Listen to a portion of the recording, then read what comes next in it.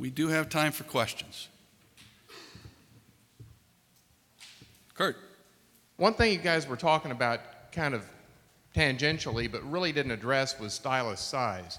And I've noticed in playing my Archaeophone that sometimes I can see visible wear depending on what type of stylus, the configuration, the shape, and the size is being used to play that recording. And you guys were talking 7.5, 8, so forth. I was just wondering if all of you have kind of settled on a particular size and shape of stylus for playing brown wax records, or what your recommendation is on that. I think there is some difference in groove geometry that I've noted on brown wax, so I do have some options, but typically I start with the 8x4 mil and go from there. It's very hard sometimes to go to other sizes, and they sometimes sound better, but that can be very deceiving. In certain early brown wax cylinders, I go with a narrower side-to-side ratio, 6 mils, because I found that they're cut differently. If you care, those are early New Englands. But pretty much start with an 8x4. I just have a thank you and a quick comment. First of all, thank you for a fascinating whole presentation. I think we all learned a huge amount, and there's a lot to think about into the future. Rebecca, thank you especially for new research. I just wanted to say from Syracuse University in 2003, the Belfer Audio Archive, as many people in this room, had been shut down for over 11 years.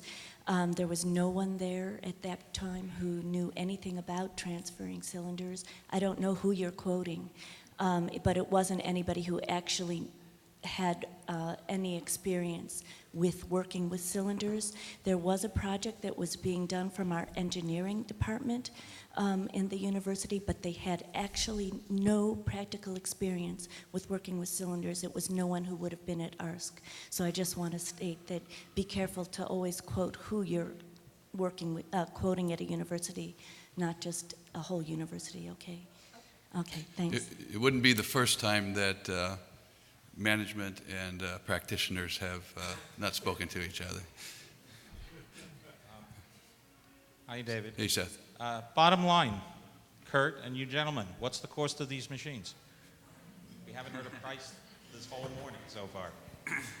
Talking to the mics. Yeah, it should be live. Yeah. This is a prototype. I'm not in production yet, and I don't know specific pricing. I would suggest if you're interested in the machine, go to cps1.net. It's just a web page, and there's a contact form there, and just send me a note so I know you're out there, and I'll keep you posted. Basically, there are going to be a couple permutations offered probably. The machine you're seeing, the prototype, has a built-in very high-quality non-RIAA preamp, and that's probably going to be an option in the production model. Probably the basic machine is going to start somewhere in the $12,000 to $13,000 range. None. I mean, everything. I mean, this thing is built to just run. I mean, it doesn't require any maintenance. Obviously, there are obvious care requirements, and cartridges are very fragile, but it's built to just keep working. Nick? There's a few different options, so the basic one I would say would be less than an Archaeophone, and maybe the middle one about the same Archaeophone, and then with the D-wobble and everything, it gets a little expensive, so it's more. Well, I haven't figured that out exactly, but I would say 20, 30, and 40, something like that. Yeah. Other questions? Peter. Hi, this is Peter Alley from the Library of Congress. I wanted to make a couple notes. One was the spectrogram of the image of the cylinder that was optically done, that you identified some phantom tones or whatever. Yes. I just want to say that I've done a lot of scans and have not had phantom tones, so I'm not sure exactly what happened there, but that's not a regular problem with scanning. It's not like you always get phantom tones. Also, the discussion of the bit depth. You can create the other 12 bits of noise, but it is noise in the case of a cylinder. And it's not self-noise in the optical system. The optical system self-noise is very similar, if not a little less than a cartridge and tone arm and preamp and things like that. So you can create that, but it is just noise. It's not signal. And I did have a question about the wear study. I was curious because the sweep, as it goes up, you can see on the spectrogram that the amplitude drops off as you would expect. So I was wondering if you did any correction to deal with the fact that you're not getting flat across the frequency range to deal with that problem. No corrections, totally flat. I have a question for Rebecca and a question for Nick. Do you have anything that you can tell us about the other data points that you were measuring, the fixed tones, the broadband, and particularly the higher frequencies of the sweep? What happens after multiple plays? If the initial reproduction is the 9K, how does that? Well, individually, each cylinder is unique, and I found interesting things that happened in test signals across the 3 cylinders in different test tones.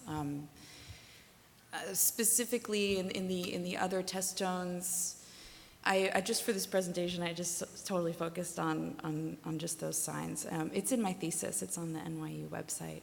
Yeah. And for Nick, the issue of the flywheel and the volume, quantity of mass that you've created there, did you investigate a different motor technology that would have been lower mass to make it easier to control that? Because there must be enormous amounts of torque required to change directions. Yeah. I mean, unfortunately, sound, just loves a big steam flywheel. I mean, more mass, the better. I mean, it's 100 pounds, rotating is like the ideal sound, medium. And so as soon as you get away from that, it's so hard to maintain wow and flutter specs like a disc, So to get like 0.03% wow and flutter, it's just incredibly difficult on a mandrel like that. With a disc, have a big platter, just spin it, walk away, it spins beautifully, and it's an amazing technology how simple it is. So it's really just a humbling battle, to get this 90-degree thing to perform like a disc that you can just, spin with your hand. Richard Martin, Archaeophone Records, and I just wanted to say to Peter and the folks at the NEDCC and Carl how delighted we are that Irene is available. We've been working with a number of things that we would not be able to have transfers of whatsoever. The talking doll cylinder that was pictured there, for instance, is a great example. The misshapen metal cylinder. We'd kind of like to see Nick's machine give a shot at that. I'm willing to try. But Maybe quarter speed. I'm not sure about full speed on that. That's, Irene has handled that. It's brilliant. Similarly, the Edison exhibition cylinders on the National Recording Registry, the tactile transfers from 20 years ago are exceptionally high quality, but there were some grooves that they were not able to capture. Irene was able to do that. So I've seen half a dozen, 10, 12 different Irene transfers, and I can affirm that they do all have artifacts. So this is something we can work around in restoration. It's just one extra step, but the phantom noises across the spectrum are there, and those broadband things that look like cylinder swishes are in fact the seaming process where the pictures are being stitched together. And this is a known artifact of the process. It is extremely intrusive, it's hard to get rid of, but it can be achieved. And we're just grateful that we have these sounds at all to be able to work with.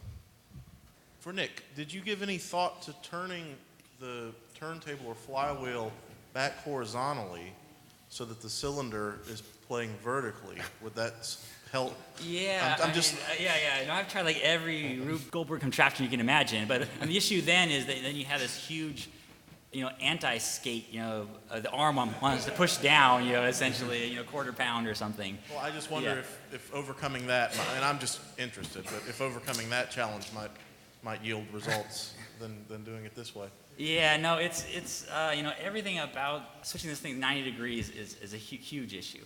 Yeah. If I could just add something to that, there was a British machine that did that about 15, 20 years ago, perhaps David remembers, played it vertically. Symposium. Yeah, Symposium, that's right.